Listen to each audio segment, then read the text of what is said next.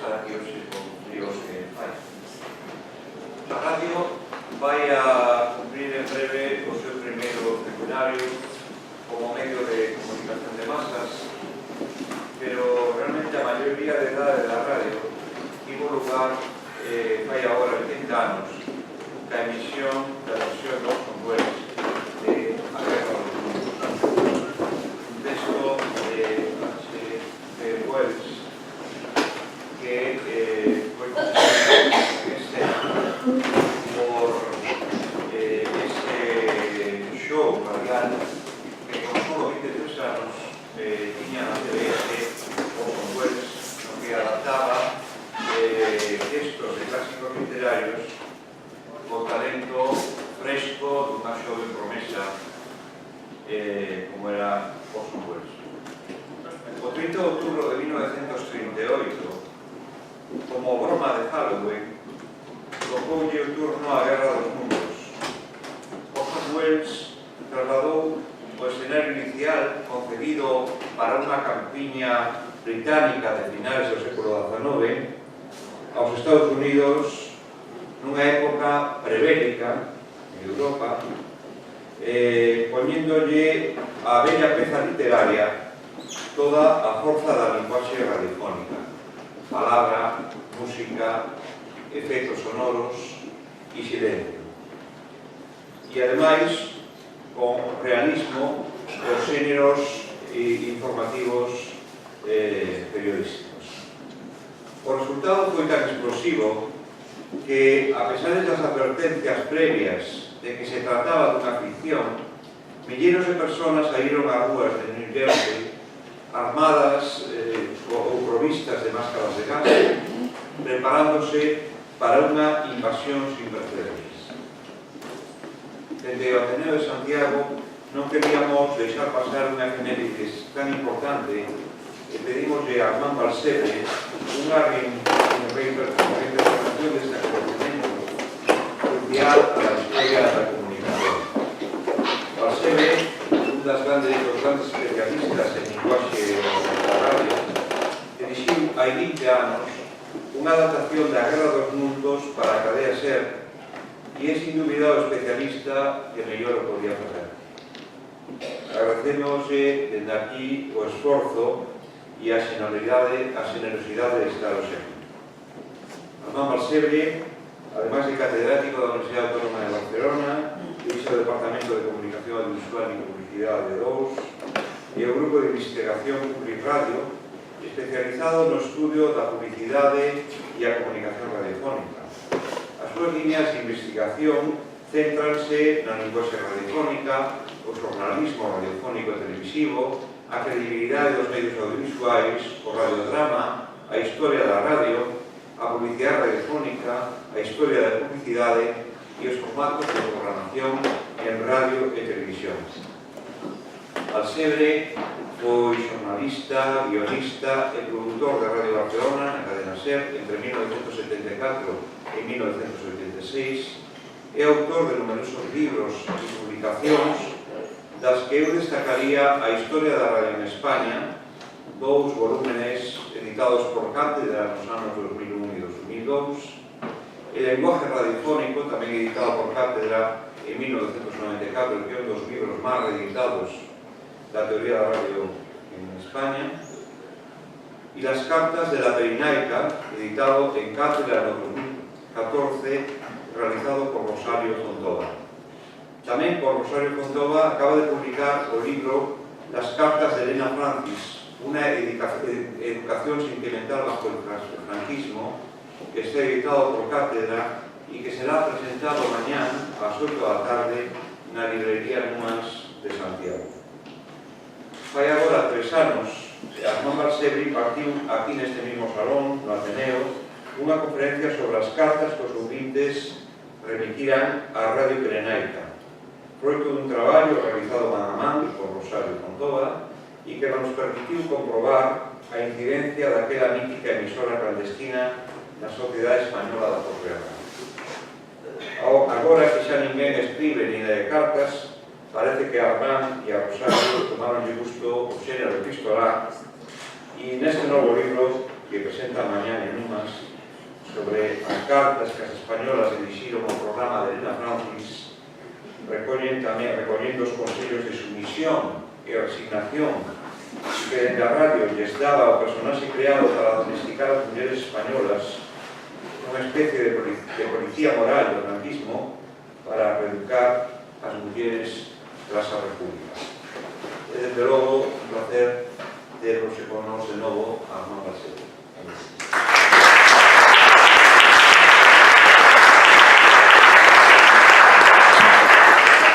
Buenas tardes, muchas gracias, José Ramón, por tu amable presentación. También al Ateneo, por darme la oportunidad de estar aquí de nuevo. Santiago para mí es una ciudad muy entrañable.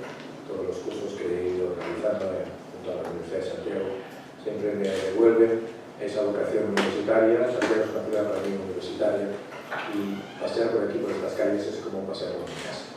Por tanto, los considero tan cercanos a mí como los ciudadanos que están junto a mí en la Universidad Autónoma de Barcelona. En realidad estamos recordando una fecha, pero también a un genio.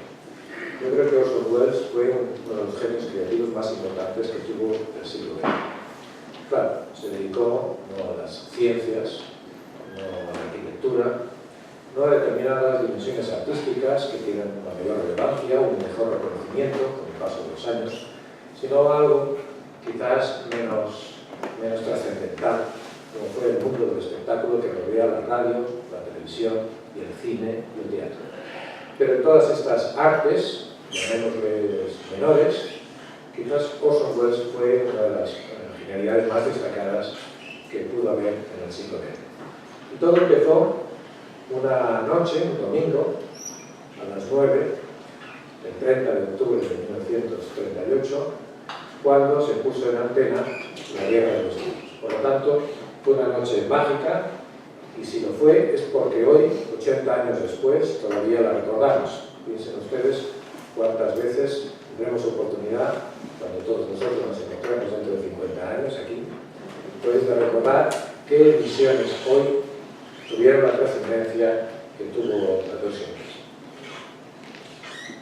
Para ilustrar mejor la charla de esta tarde y los efectos que se provocó en el público, algunos de los cuales ya nos ha adelantado José Ramón, vamos a escuchar algunos fragmentos de esta adaptación que yo produje y adapté para la cadena SER el 30 de octubre de 1988. Cumplíamos entonces el 50 aniversario.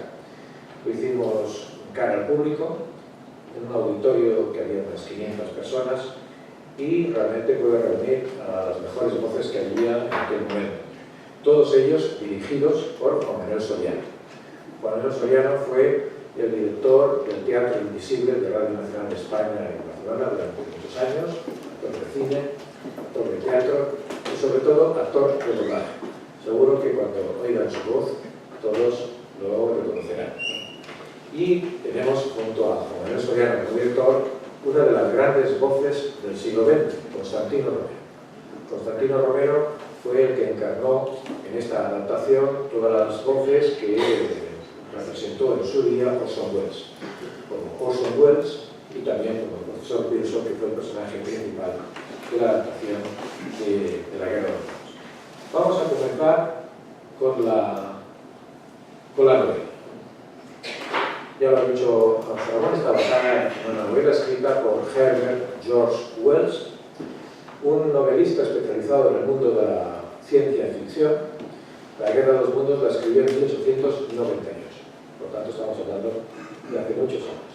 Él ya había escrito La isla del Doctor Moreau, El hombre invisible, La máquina del tiempo. Todas son novelas que se han adaptado al cine y que las hemos podido ver pues, en distintas versiones prácticamente durante muchas veces. En La Guerra de los Mundos, H.G. Wells, en 1898, describía la invasión de los marcianos a la Tierra.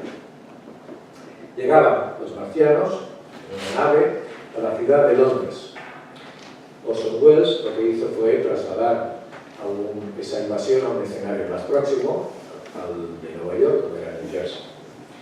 Y lo que hacía esa nave era aterrizar en la campiña cerca de Londres y a partir de ahí unos seres extraterrestres dentro de unos trípodes, unas máquinas muy altas con 3 patas, iban avanzando hacia la ciudad, matando a toda la gente, con unos rayos ardientes, eran unas armas que despedían rayos ardientes, lo que luego conoceríamos como el rayo láser, y también despidiendo un gas tóxico que iba matando a todas las personas. Estos extraterrestres dentro de trípodes, máquinas, trípodes muy altas y lanzando rayos láser, rayos ardientes, los tuvimos enseguida, si ustedes lo recordarán, en la primera versión que se hizo ya de la Guerra de las Galaxias. Pasaba lo mismo, es decir que fue un novelista visionario en el que se han basado muchos de los novelistas, pero también cineastas del siglo XX a la hora de adaptar este tipo de luchas entre distintos seres de distintos planetas. Finalmente, el personaje protagonista, un científico, regresa a Londres, ya no encuentra a nadie, pero se encuentra con que todos los marcianos están muertos por bacterias para las cuales los extraterrestres no eran inmunes, lo que no había conseguido las armas del ejército, lo habían conseguido finalmente seres diminutos como las bacterias humanas. Este es Orson Welles. Como ha dicho José Ramón, aquí tienen unos 23 años. Imaginar, lo que supone, los alumnos que tenemos en la facultad ya tienen esa edad. Junto al guionista Howard Koch, que más tarde lo veremos en la película Casablanca, fue uno de los guionistas de la película Casablanca, y junto al productor Houseman, que produjo luego muchas películas y fue actor también de muchas películas, se propusieron adaptar la novela de Herbert George Wells, pero con un aire totalmente distinto. La acción no pasaría en Londres, se trasladaría a New Jersey, cerca de Nueva York, duraría unos 57 minutos, toda la novela se concentra en 57 minutos de emisión, dentro de las emisiones dominicales que radiaba el Mercury Theatre, que era la compañía de teatro de Orson Welles, y lo que sí harían era convertir el radioteatro en un programa informativo. Y ahí estuvo la clave realmente del efecto que él quería conseguir. Los oyentes pensaron que la tradicional emisión dominical del Mercury Theatre de Orson Welles se había interrumpido, que las noticias que empezaron a escuchar no eran más que noticias del servicio de noticias de la Columbia Broadcasting System, y por lo tanto, si eran noticias, eran verdad, puesto que los informativos no dicen mentiras. Y ahí estuvo la razón de la credibilidad de Orson Welles. Vamos a escuchar el principio de la adaptación que nosotros hicimos en 1988. Es el principio, con la sinfonía, y a partir de ahí veremos cómo Constantino Romero, interpretando a Orson Welles, se va desdoblando en el personaje.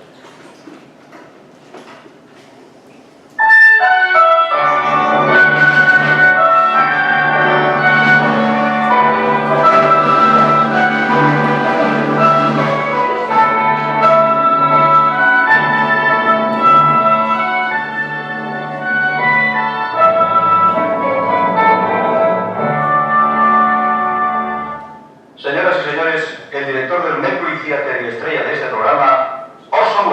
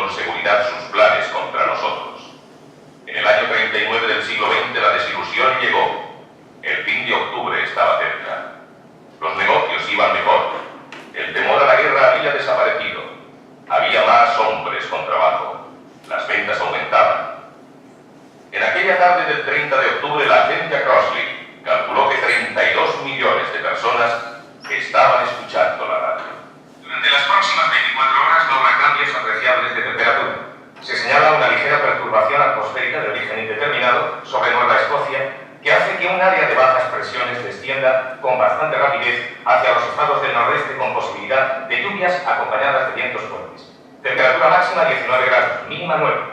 Este boletín meteorológico ha sido facilitado por la Oficina Meteorológica del Gobierno. Ahora nos trasladaremos al Meridian Room del Hotel Park Plaza en el centro de Nueva York, donde podrán escuchar la música de Ramón Raquelo y su orquesta.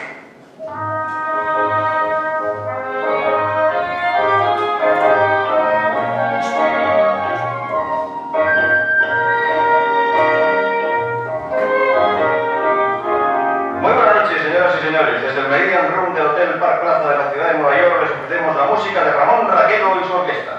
Comenzando por música de inspiración española, Ramón Raquelo interpreta para empezar la comparsita.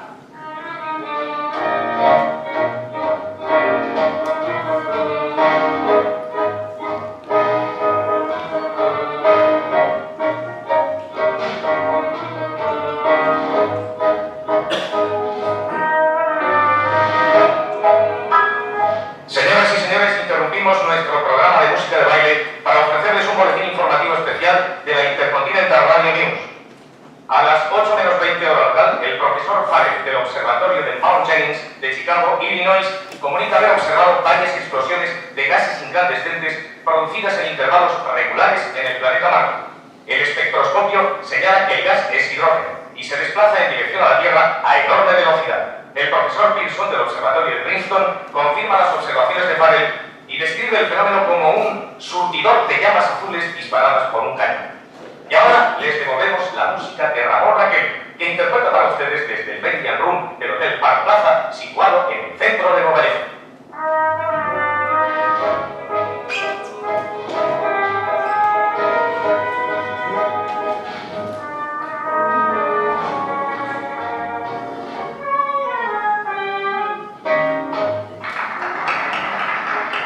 Y ahora una melodía que nunca pasa de moda.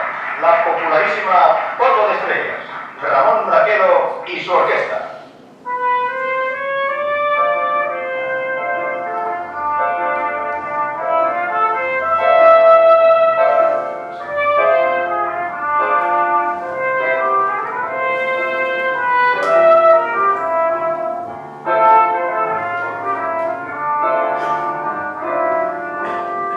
Señoras y señores, como continuación de las notas facilitadas en nuestro boletín hace unos momentos, se nos informa que la Oficina Meteorológica del Gobierno ha pedido a los grandes observatorios del país que mantengan una vigilancia astronómica sobre cualquier perturbación que pueda producirse en el planeta Marte. Debido a lo desacostumbrado del suceso, hemos concertado una entrevista con el famoso astrónomo profesor Pearson, que nos dará su opinión sobre este suceso. Dentro de unos momentos nos trasladaremos al observatorio de Princeton, en Princeton, Nueva Jersey. Les devolvemos hasta ese momento a la música con Ramón Raquelo y su orquesta.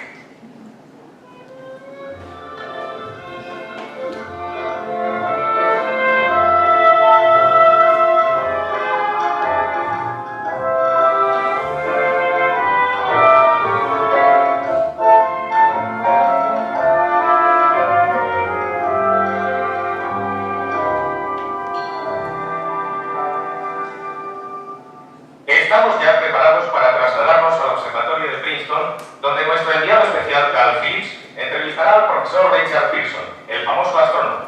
Nos trasladamos a Princeton, Nueva Jersey. Buenas noches, señoras y señores. Les habla Carl Phillips desde el observatorio de Princeton. Me encuentro en una habitación semicircular de gran tamaño y totalmente a oscuras. A través de la apertura puedo ver racimos de estrellas que desprenden una especie de claridad poco definida en el imán interno del gran telescopio. El tic-tac que están escuchando es la vibración del mecanismo del reloj. El profesor Pearson se encuentra en una plataforma mirando a través de la lente gigante. Les pido que tengan paciencia, señoras y señores, porque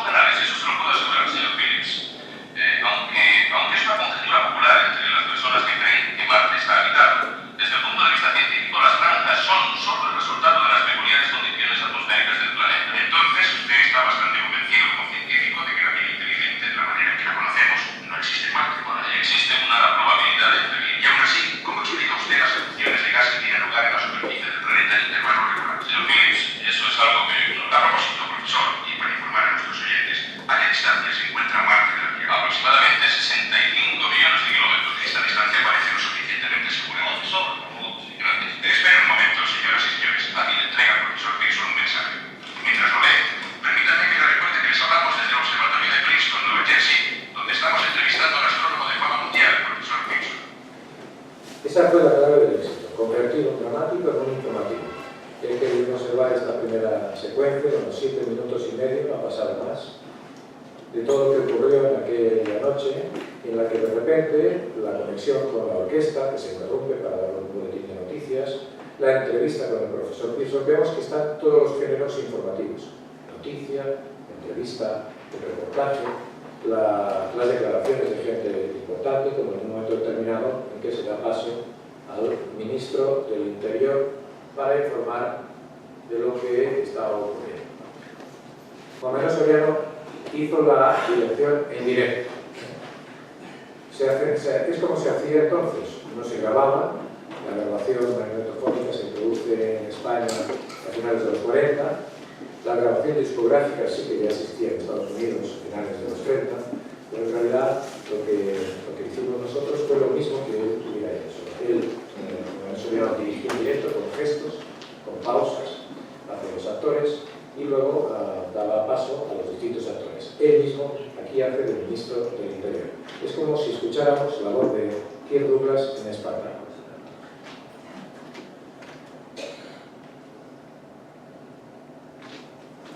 Ciudadanos de la nación, no intentaré ocultar la gravedad de la situación con la que se enfrenta el país y la preocupación del gobierno para proteger las vidas y bienes de todos. No obstante, quisiera convencerles a todos, ciudadanos particulares y funcionarios públicos, de la urgente necesidad de conservar la calma y de desarrollar una acción conjunta. Afortunadamente, este formidable enemigo aún se encuentra confinado en una zona relativamente pequeña y podemos confiar en las fuerzas militares para mantenerlo en ella. Mientras tanto, confiando en Dios, todos y cada uno de nosotros debemos continuar llevando a cabo nuestros deberes de forma que podamos hacer frente a este adversario destructor como una nación unida, animosa y decidida a preservar la supremacía humana sobre la tierra. Gracias. Y si el ministro del Interior nos decía esto, pues lógicamente nos lo creíamos. Noticia, entrevista, declaraciones y el reportaje. El reportero Carl Phillips describiendo la nave y el primer ataque desde el lugar de los hechos. Vamos a ver.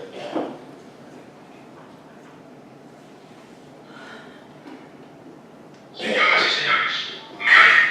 Señoras y señores, aquí estoy de nuevo detrás de una pared de piedra contigua al jardín del señor Wilmot. Desde aquí puedo contemplar toda la escena. Les daré todos los detalles mientras pueda seguir hablando y mientras pueda ver. Ha llegado más policía del Estado. Unos 30 agentes están formando un cordón frente a la fosa. Ahora no hace falta obligar a retroceder a la multitud. Se sienten muy contentos de mantenerse a distancia. El capitán está hablando con alguien. No podemos ver quién es. Así, creo que es el profesor Pearson. Sí, es él. Ahora han desaparecido. El profesor se ha desplazado hacia un lado, estudiando el objeto, mientras el capitán y dos policías avanzan con algo en la mano. Ahora puedo verlo. Se trata de un pañuelo blanco atado a una pértiga, una bandera de tregua. Si esa escritura sabe lo que significa, si es que conocen el significado de algo. Espera, está pasando algo. Una especie de moto está saliendo del agujero. Puedo divisar un pequeño haz luminoso que se refleja en un espejo. ¿De qué se trata? Un chorro de llama sale de ese espejo, se dirige a los hombres que lo adoptan. ¡Les golpea dinero! ¡Dios santo! ¡Están ardiendo! ¡Ahora todo el campo se ha incendiado! Los árboles, los graneros, los depósitos de gasolina de los automóviles. El fuego se está extendiendo por todas partes. Se dirige hacia aquí. Está a unos 20 metros a mi derecha. Los actores se divertían mucho, pero los oyentes ya pensaron que el fin estaba cerca. Esa fue la primera parte del programa, es decir, un informativo con todos los géneros propios de un programa informativo. La segunda, ya todo cambia. La segunda ya lo que hace Orson Welles es simplemente recrear una historia de ficción con las convenciones sonoro-narrativas típicas de un radioteatro. Vemos como en un momento determinado, pues el profesor Pearson dialoga con un extraño. Es un diálogo dramático entre los actores y los personajes. Vamos a oír un fragmento en la que Constantino Romero dialoga con otro actor muy importante que vive en la historia de la radio y del doblaje, como la de Arsenio Corsellis. Es como si estuvieran dialogando Clint Eastwood y Sean Connery.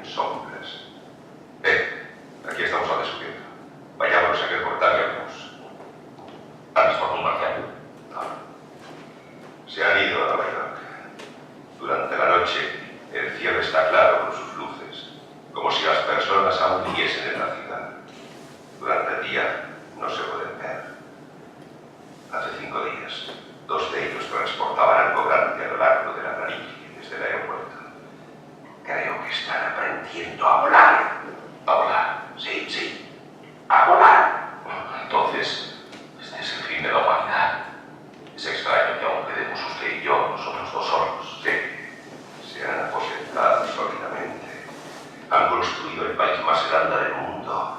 Estas estrellas verdes que probablemente estén cayendo en algún lugar todas las noches. Solo han perdido una máquina. No hay nada que hacer. Estamos muriendo. Estamos derrotados. ¿Y dónde está usted? Usted lleva uniforme. Sí, lo que queda de... Yo estaba en las milicias, guardias nacionales. Eso sí que está bien. No hubo ninguna guerra. Solo algo parecido a una guerra entre hombres y hormigas. Sí, nosotros éramos hormigas comestibles, según descubrí. Es lo que harán con nosotros. Creo que no sé. Estamos atrapados, como que dicen. Los marcianos solo tienen que viajar unos kilómetros para que la gente se eche a correr y escape. Pero esto no lo harán siempre. Comenzarán a atraparnos sistemáticamente, manteniendo a los mejores y metiéndonos en jaulas o algo parecido. Aún no ha empezado esta operación. ¿Aún? No ha empezado. No. Y la emisión terminaba con un hermano de Orson Welles haciendo el papel de profesor Pearson para luego recuperar su función de presentador del Mercury Theatre como Orson Welles. Esta era la despedida final.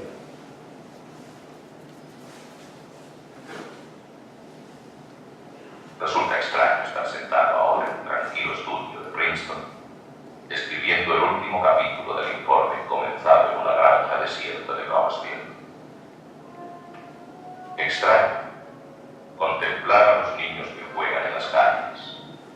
Extraño ver a los jóvenes paseando por el césped mientras la hierba nueva de la primavera cubre las últimas manchas negras de la tierra abrasada.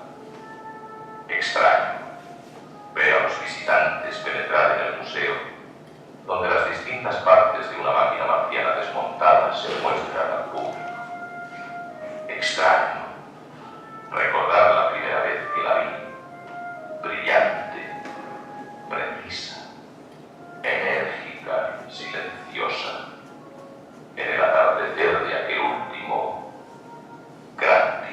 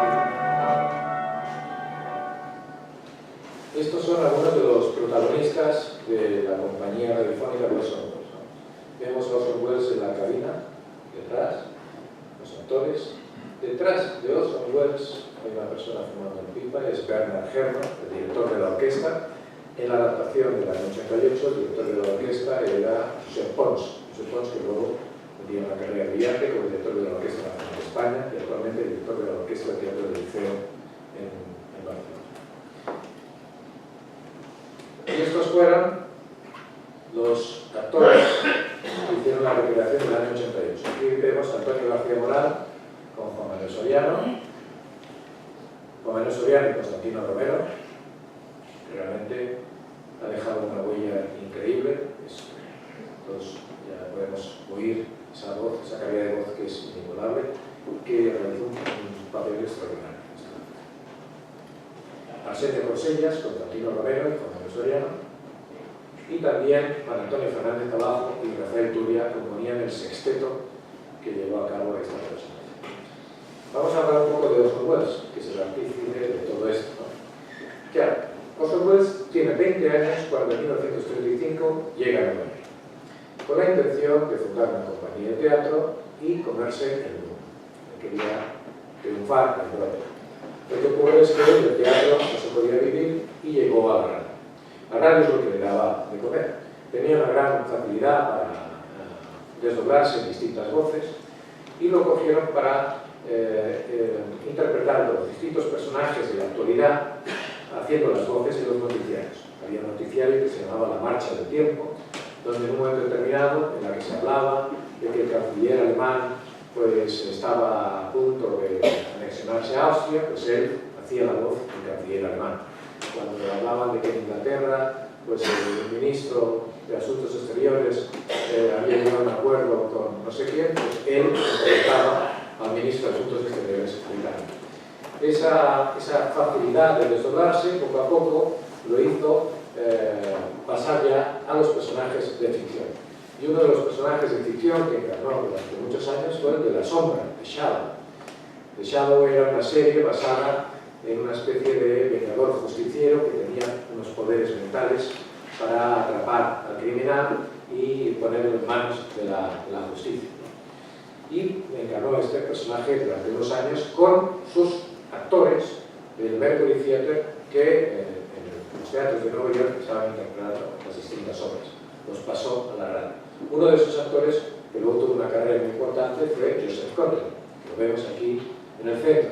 Pero junto a él está otra actriz del Mercury Theatre, Agnes Moorefield, que haría muchas películas y que quizás algunos de ustedes la recuerden como la mamá de la Embrujada, de la serie aquella de Embrujada que durante muchos años nos emitió Televisión Española.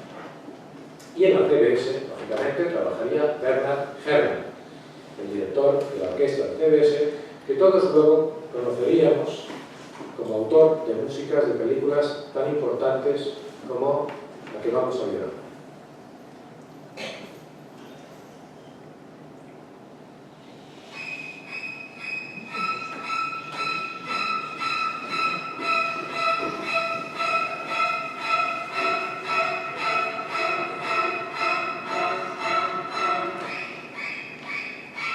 Música de exitosos. Bernard Herrmann hizo muchas de las películas, de las bandas sonoras de las películas de Hitchcock, y realmente fue uno de los compositores más importantes que tuvo el cine en el siglo XX.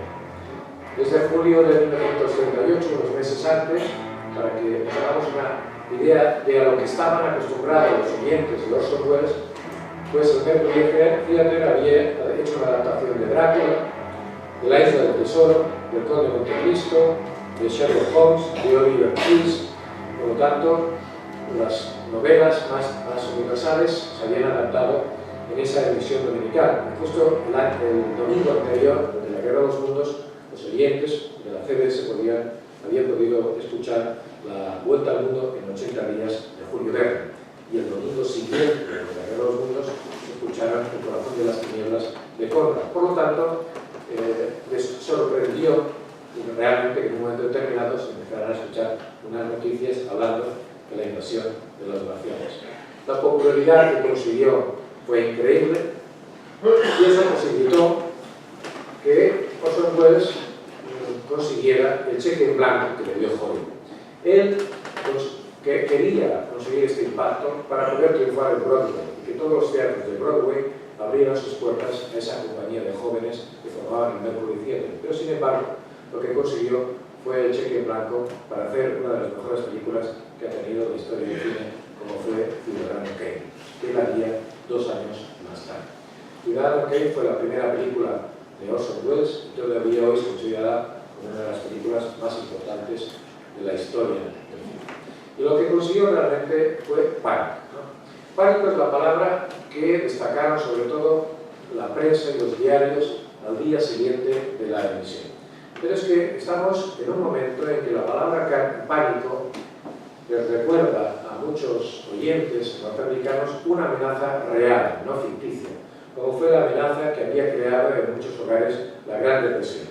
La Gran Depresión estalla el 29 de octubre, un día como hoy, de 1929 en Estados Unidos, y a partir de ahí entramos en la gran crisis, la gran amenaza que hizo que muchos hogares perdieran el empleo, perdieran la casa, porque no podían pagar la hipoteca, y entraran en una de las crisis brutales que todavía hoy se recuerda, la gran crisis de la Gran Depresión. Esta gran crisis económica, que también fue lógicamente subrayada por la prensa a través de estas viñetas, con la palabra pánico, nuevamente, la palabra pánico de Orson Welles tenía que recordar a muchos oyentes la palabra pánico de la gran crisis de 1929. Pero esta gran crisis económica nos hizo a todos más vulnerables a las amenazas que, por ejemplo, podían venir de Europa. En 1938, unos meses antes de la Guerra de los Mundos, pues Estados Unidos ya había podido escuchar la noticia de que Hitler había invadido Viena. El 15 de marzo de 1938, Hitler entra en Viena, se anexiona este país, al Tercer Reich, y los norteamericanos empiezan a escuchar estas noticias a través de las crónicas de los corresponsales norteamericanos. Crónicas como esta.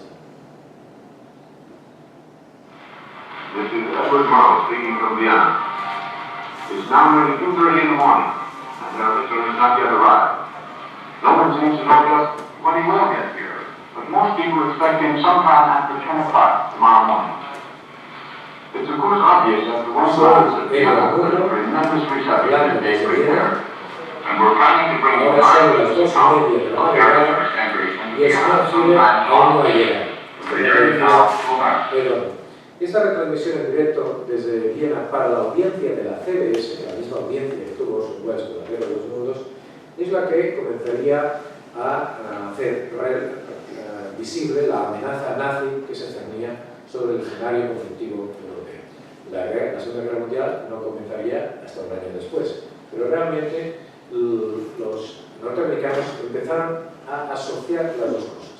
Hemos de tener en cuenta que la encuesta que se hace a muchos norteamericanos unas semanas después de la emisión, en esa encuesta muchos norteamericanos contestaron que se creyeron lo de los marcianos, pero también que pensaban que las bombas de gas que los americanos, los marcianos, despedían a través de ese rayo ardiente, en realidad era el gas de los alemanes. Empezaron a disociar estas dos cosas como si fueran una única cosa. Este es Edward Morrow, el corresponsal de la CBS en Europa, que fue el que acercó a millones de norteamericanos lo que estaba pasando en el conflicto europeo. ¿Por qué los oyentes, sabiendo que se trataba de la emisión dominical de Orson Welles, creyeron que se trataba de noticias y de que lo narrado era verdad?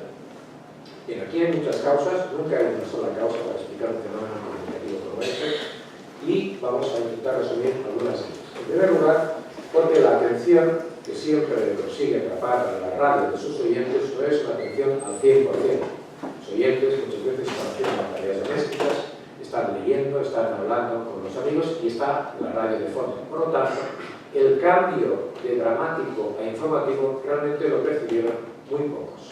Y muchos pensaron que en realidad se había interrumpido la emisión y que lo que en ese momento escuchaban eran noticias de verdad. Luego también por una de las claves que Orson Welles conocía. La CBS no era la cadena más escuchada los domingos por la tarde, era la NBC, la cadena rival.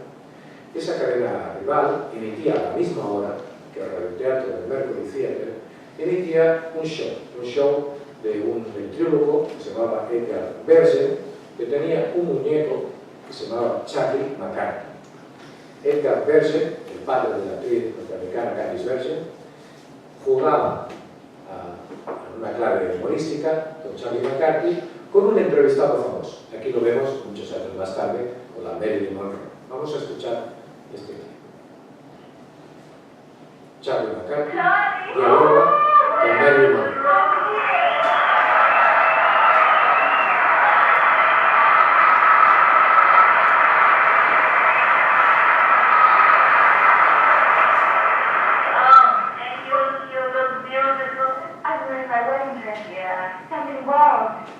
Quien habla es el Bergen, pero transmutado en el muñeco Charlie McCarthy.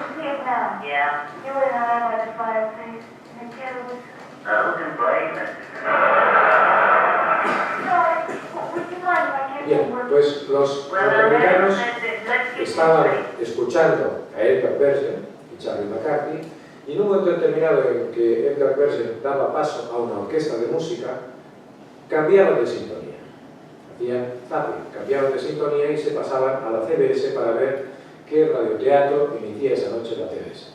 ¿Y qué es lo que ocurrió? Que en el momento en que pasaron a la CBS se encontraron con las noticias, lo que ellos pensaban que era un noticiario, hablando de esas tormentas solares del planeta Marte, de ese meteorito que llegaba a la Tierra y de esos extraterrestres que salían de esa nave que había aterrizado en la granja de Groversville. Y a partir de ahí quedaron ya enganchados totalmente a la emisión de la CBS.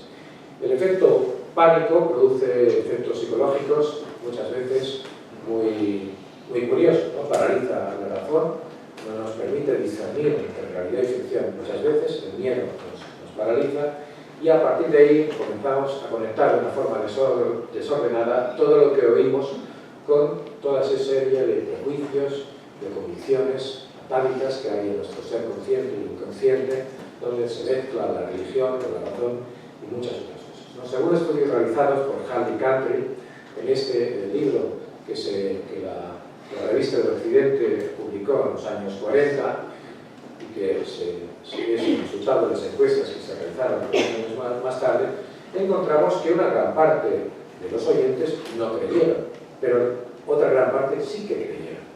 Entre los creyentes que creyeron, a partir del momento en que empezaron a hablar de unas noticias de que se acercaban a la ciudad de Nueva York pues unas naves extraterrestres, pues lo primero que hicieron fue verificar si eso era cierto. A veces simplemente cogiendo el teléfono y llamando a la policía o llamando a la CBS o simplemente abriendo la ventana para ver si era cierto que el rascacielos de la CBS se había destruido. ¿Qué es lo que ocurrió? Que muchas personas, aun haciendo eso, creyeron que realmente si todavía no veían el rascacielos de la CBS destruido era porque seguramente lo verían más tarde o porque no tenían conexión con la policía porque estaban las líneas telefónicas totalmente interceptadas por la cantidad de miles de oyentes que llamaban a la CBS para saber si lo que oían era realmente cierto. Y estas personas siguieron creyendo y a partir de ese momento se dispusieron a aceptarlo con bastante resignación.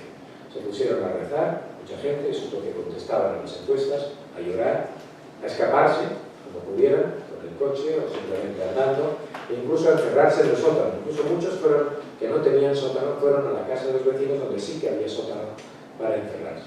Hubo momentos en que la ficción pecaba de verosimilitud, pero aún así los creyentes siguieron creyendo. Hubo creyentes, hubo no creyentes que lógicamente no creyeron desde el primer momento. Un instante crítico fue cuando el locutor de la CBS retransmitió la destrucción ya de ese rascacielos del total del edificio desde la azotea del último piso de Nueva York. Y ya digo que muchas personas, lógicamente, se acabaron ya por no creerlo y conectaron con la realidad. ¿Qué es lo que ocurrió también? Que la prensa exageró bastante la situación. Desde 1920, en que empieza a emitirse la primera emisora en Estados Unidos hasta 1938, habían pasado 18 años. La radio, aparte de ser un medio musical, también de ficción, empezó a ser un medio informativo. Y la prensa creyó que la radio se iba a llevar consigo parte del público lector, que la radio le iba a robar a la prensa lectores. Y por lo tanto, lo que hicieron fue exagerar un poco la cosa para ver sí podían quitarle a la radio el prestigio que ya había conseguido. Por lo tanto, lo que se trataba era de exagerar un poco la cosa y ver que si en realidad los creyentes habían creído es porque la audiencia norteamericana estaba llena de tontos y la radio lo que estaba destinada es a ser un medio que solamente buscase a las personas analfabetas. Pero muchos de los que creyeron, de lo que se vio luego en la secuestra, no eran personas analfabetas, sino también eran un público ya instruido y educado. Hubo un precedente. Orson Welles no fue el primero que inventó esto. El precedente lo tenemos en una emisión de un sacerdote católico el 16 de enero de 1926 en la BBC británica.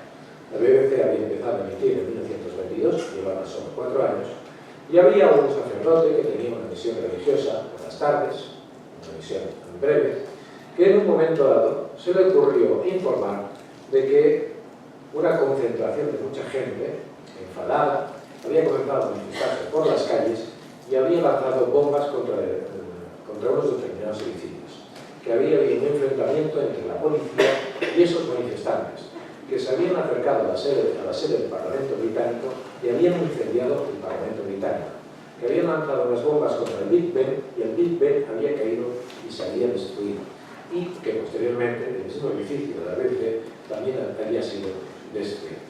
Lógicamente también había en esa misión una conexión con un hotel, el Hotel Savoy, donde una orquesta hacía una serie de números musicales, algo muy parecido a lo que hizo Orson Welles unos 12 años más tarde. Esto era de 1926. Esta fue la crónica, al lado de la foto de Ronald Cox, veis la crónica que hizo el New York Times unos días después de esa emisión. Por lo tanto, también los americanos se habían enterado de lo que había sido esta broma, una broma un tanto macabra, que había protagonizado este sacerdote. En realidad, eso había coincidido con un momento también muy especial. Un momento en que llevábamos prácticamente pues, unos 9 años desde la Revolución Soviética, donde las democracias occidentales estaban temiendo que el eco que había tenido la Revolución Soviética empezara a extenderse por los distintos países, que por lo tanto el fantasma de la huelga general se pudiera convertir en un fenómeno revolucionario que acabase con los parlamentos y con las democracias instituidas en los países occidentales. Lo cierto es que unos meses más tarde pues, hubo una gran huelga general en Gran Bretaña, que todavía es recordada como la gran huelga general protagonizada por los mineros británicos, que afectó y paralizó el país durante muchos años. Los británicos no pudieron tener mucho contraste, porque las líneas muchos no tenían teléfono, y también porque la prensa coincidió durante 2 días que hubo una gran nevada y no se pudo distribuir por los distintos pueblos de Gran Bretaña. Es decir, durante 2 días permaneció la duda de si lo que había dicho la BBC era cierto. Por lo tanto, vemos que muchas veces el contexto político y social también influye para hacernos más vulnerables. Por ejemplo, durante la crisis económica que ha habido entre el 2008 y el 2014 en España, todos nos sentimos mucho más vulnerables. La amenaza estaba mucho más latente. Muchos perdieron el puesto de trabajo. Mucha gente de repente se vio empobrecida. La clase media perdió su sustento. Si hubiera habido una emisión parecida, es posible que muchos, no sé, pero se lo hubieran creído. El mejor Welles, realmente, el mejor Welles de todos los tiempos, con 23 años, estuvo en la radio. Y su adaptación de La Guerra de los Mundos, hoy la recordamos como realmente un monumento a la creatividad. Yo creo que detrás de la invasión marciana tuvimos a un genio que fue aprendiendo a construir imágenes sonoras que supieran ganarse la voluntad de muchos radiantes que gracias a la imaginación pues hemos sabido estar conectados con este medio durante tantos años y esperemos que sean unos cuantos años más. Muchas gracias.